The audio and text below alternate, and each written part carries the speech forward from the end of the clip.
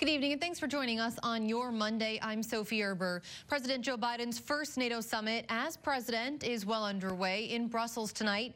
On his agenda this week is everything from China and Russia to climate change. Our KCAU 9 Washington correspondent Anna Warnicki reports now in our top story at 5. NATO is critically important for U.S. interest. In Brussels on Monday, President Biden reaffirmed America's commitment to its NATO allies. The U.S. commitment to Article 5, the NATO treaty, is rock solid and unshakable. Biden met with European leaders Monday morning to discuss how NATO should adapt to new challenges, including cyber attacks, climate change, and growing threats from China and Russia. Russia and China are both seeking to drive a wedge in our transatlantic solidarity. We're seeing an increase in malicious cyber activity. Our relationship with Russia is at its lowest point since the Cold War. NATO Secretary General Jens Stoltenberg says the leaders agreed they want to tackle these challenges diplomatically. Keep our defenses strong while remaining ready to talk. The Biden administration already imposed sanctions against Moscow over several past cyber attacks. Russian President Vladimir Putin denied those allegations in an interview with NBC News on Monday. We have been accused of all kinds of things, election interference, cyber attacks, and so on and so forth. And not one time did they bother to produce any kind of evidence or proof. President Biden is set to meet with Putin face-to-face on Wednesday in Geneva. The last time that they met was 10 years ago when President Biden was vice president and Putin was prime minister. In Washington, I'm Anna Warnicki. Back to you. Meanwhile, here in Siouxland, the family of a 10-year-old boy who died in the Big Sioux River says he's a hero after saving one of his younger siblings who had fallen into the water there in South Dakota. Lincoln County Sheriff's officials say the body of Ricky Lee Sneeve was recovered Saturday night. His mother, Nicole Ufer, says Ricky was out on the river with his dad and siblings when several of them fell into the river. Ufer says Ricky jumped in to save his sister Chevelle and got her to shore. But when his father and siblings turned around, Ricky was missing. The boy's father, Chad Sneeve, says his son was the type of boy to do anything for anyone. And a man was found dead early this morning on Highway 75 after a 911 caller told officials they hit something. The incident happened near the 29,000 block of Highway 75. That is northeast of Hinton. The Plymouth County Sheriff's Office received that call around 3 in the morning. Shortly after, a second 911 caller said a person was lying in the roadway. First responders then found a dead man at that scene. He was taken to the hospital. Now, names are not being released at this time, while the incident is still being investigated. After nearly 70 years since his passing, a Korean War veteran is returning home to his family here in Iowa. Members from the Iowa National Guard were in attendance to honor Army Corporal Eldert J. Beek. He was killed in action in 1950, and he was just 20 years old. The family was able to finally have some closure. Beek's nieces and nephews were among his family members to attend that service. Coming up tonight at 10, KCAU 9 News reporter Jason Toktajian tells us what his family members about him most, and also what was done today to honor that fallen soldier. Nationwide, relations between citizens and police have been strained in recent years, but here in Sioux City, local leaders are teaming up to rebuild trust. The Sioux City Human Rights Commission, in partnership with the Sioux City Police Department and the Woodbury County Sheriff's Office, will be holding the event at the museum downtown. This event is meant to address how law enforcement interacts with the public during especially stressful situations, and also teach how de-escalation training works. Additionally, how to use it beyond just with dealing with police. If we can get closer and closer to that understanding, we believe that that will kind of break down these barriers. And so, again, events like this give the community an outlet to express maybe some concerns or different things that they want to provide feedback to our department about. With no means. The event is officially called Strengthening and Improving Community Relationships and will be at the Sioux City Public Museum starting at 7 o'clock Tuesday. It's tomorrow. A Norfolk man is behind bars tonight after he allegedly set the side of a woman's house on fire. 27-year-old Tyler O. Robertson is now charged with trespassing and arson. The incident happened on Saturday morning at a house on Bluff Avenue, that's in Norfolk. The victim told police she woke up to yelling and banging at her patio door. She believed the suspects, 2 men, fled the scene. She threatened to call police. Then she saw the side of her house on fire, but was able to put it out with a garden hose. Now, during this arson investigation, officers located several cigarette butts along with evidence that an accelerant was used to start that fire. The second suspect has not yet been identified. Well, overnight ramp closures on parts of I-29 in Sioux City begin tonight. Those closures are due to a pavement project going on, which those are set from 9 p.m. until 6 in the morning nightly. It will run through this Friday. That's the 18th of June. Each day, a different set of ramps will be impacted. The Department of Transportation expects each closure to take roughly 2 hours. If you'd like, you could check out the full schedule of those ramp closures online right now at SiouxlandProud.com, the address on your screen, or our free mobile news app. And it's time now for our check on the weather tonight. Chief Meteorologist Scott Larson standing by with me while I'm in your home here in the Weather Center. Scott, we have had a hot weekend, and yes. Today, at least this morning, we got a little bit of a reprieve, but a beautiful sunny afternoon. Yeah, you know, we haven't had a whole lot of humidity lately, Sophie, so that's allowed us to have some cooler overnight temperatures, and the mornings have been rather comfortable. As we look at the high temperatures that were achieved today, you can see that those range from the mid-80s, including 86 in Storm Lake, up to the mid-90s, 94 in Norfolk and Omaha. We have yet to see a high temperature below average in the month of June for Sioux City, 80s and 90s across the board. Again, tonight should be pretty nice, as it looks like temperatures will slip into the 50s and 60s. A couple more hot days coming this week, but a change in the pattern toward the weekend, and we'll have more coming up with the 9 on 9 forecast. Sophie? All right, thanks, Scott. Well, Ronald McDonald House Charities teed up their annual golf classic over at the Sioux City Country Club. 28 teams played 18 holes with mini games along the way. A silent auction and a dinner were held after the play. Now, the event is one of the nonprofit's largest events of the year, and it helps them serve families with children in local hospitals. Trying to take care of themselves while taking care of a child at the same time, and that's what we're there for, is to take care of the families, because that child is being served by the hospital, but who's looking out for mom and dad and siblings as well. The home hopes to raise roughly $35,000 from this year's event. Vaccine maker Novavax says its shot is highly effective against COVID-19 and also protects against the variants. This Maryland-based company says a large late-stage study in the U.S. and Mexico has found that its vaccine is roughly 90% effective, and that preliminary data also shows it is safe.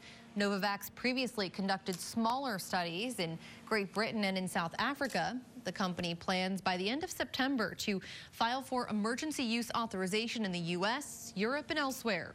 Novavax's vaccine is made by growing harmless copies of the coronavirus spike protein in a laboratory. Not being in the classroom during the pandemic was a big change for many students, but one study found it did not lead to increased drug abuse as some were fearing. With more, here's ABC News' Aika Joshi. The COVID-19 pandemic changed the way many Americans live, including students. Researchers at the University of California, San Francisco studied whether the lack of in-school learning led to an increase in drug use among students. They looked at high schools across Northern California.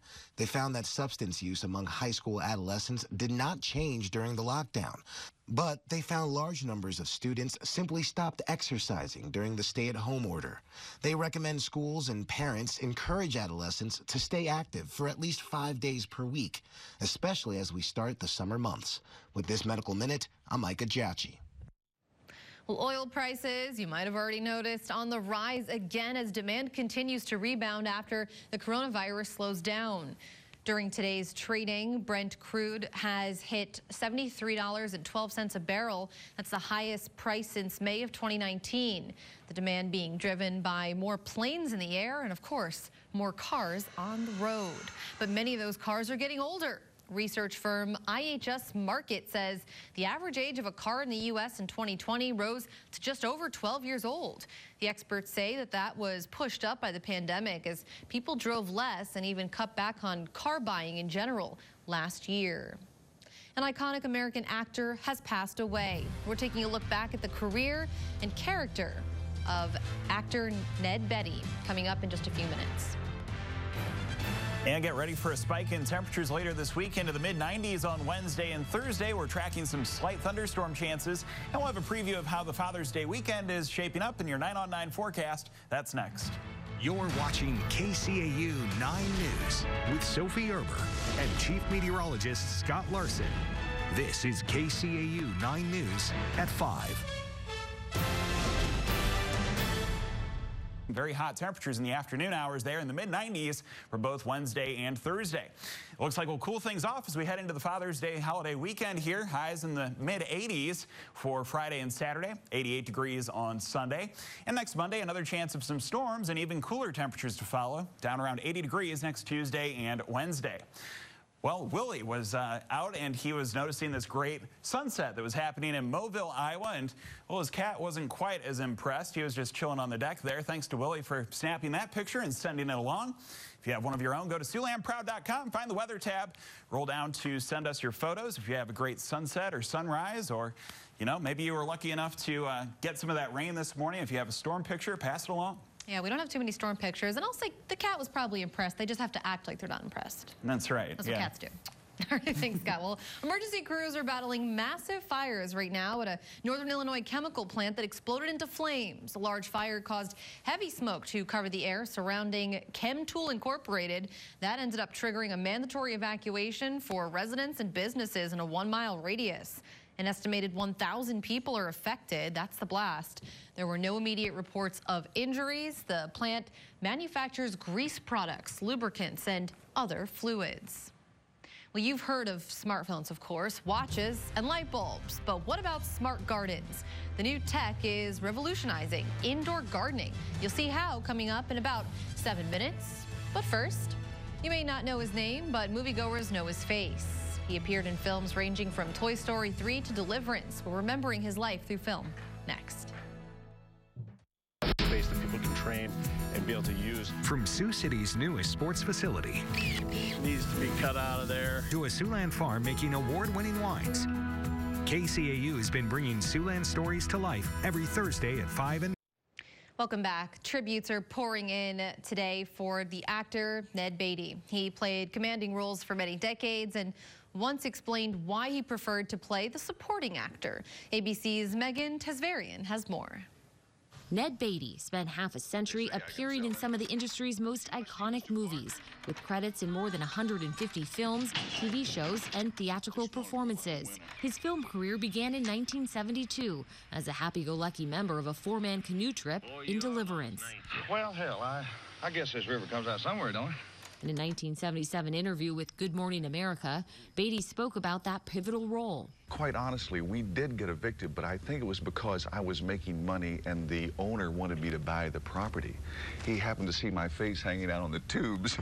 Beatty then received an Oscar nomination for his role in the 1976 movie Network, his 3-minute monologue as a corporate executive, ranking among the greatest in movie history. You have meddled with the primal forces of nature, and you will atone. Beatty's other movie credits include All the President's Men, Nashville, The Big Easy, and Superman. In a 1977 interview with the New York Times, he explained why he preferred being a supporting actor, saying he enjoyed throwing curveballs. I don't feel typecast, and I think, you know, that's unusual in our business. I've been lucky. I've gotten to play different things. I keep coming back because of the people. Beatty died of natural causes. He is survived by his wife, whom he married in 1999. He has 8 children from 3 previous marriages. He was 83. Megan Tavrizian, ABC News, San Diego. Like a lot of things, indoor gardening grew in popularity during this pandemic. We have a look at the high-tech garden that give almost anyone with a smartphone a green thumb next. As smart homes and technology become more popular, so are the high-tech indoor gardens, and they use an app that guides you through the growing process. Rich DeMuro explains. So up here, I actually have some Golden Frills mustard. Mars Manley is among a growing number of people who are indoor gardening. I grew up in the country. We always kind of had a small garden and herbs. But once she moved to the city, growing outside was no longer an option. Tarragon, different types of basil. I have a tomato plant right now. She's using an indoor smart farm from Rise Gardens. The self-contained system uses water, special lights, and an app to guide you through the process from seedling to harvest. I think this is an awesome way to cut down our carbon footprint as well. The system launched just before the pandemic. Rise says sales are up over 300%. We just want everybody to be able to grow food at home and enjoy growing it with their family. Hank Adams is CEO. You really do get attached once you plant a little seed and you see it come up and grow. It's really fun. I can attest to that. Rise sent me their starter garden to try, and in weeks I was growing fresh basil, lettuce, and more. I topped my pizza and even made a salad with some of the freshest greens I've tasted. Like any garden, setup and maintenance is the trickiest part. It's something that people not only enjoy and it's good food, but it's good for you too. Still, the price of smart gardens can be tough to swallow. A small model can cost $150. Top models can reach nearly $1,000. This is something where you can easily offset the price of it. We estimate in about a year to a year and a half, you've paid it off and you're saving from that point on. Life lesson included. To see that and experience food growing and where it comes from. Taking a live look outside right now in sunny Orange City. Scott returns with one more check on your forecast. Stay with us. Before we wrap up here at 5, let's check in first with Tim for what's coming up at 6. Hi, Tim. Hey, good Monday. Another start to a steamy week. It sure looks like. Sophie, coming up tonight at 6.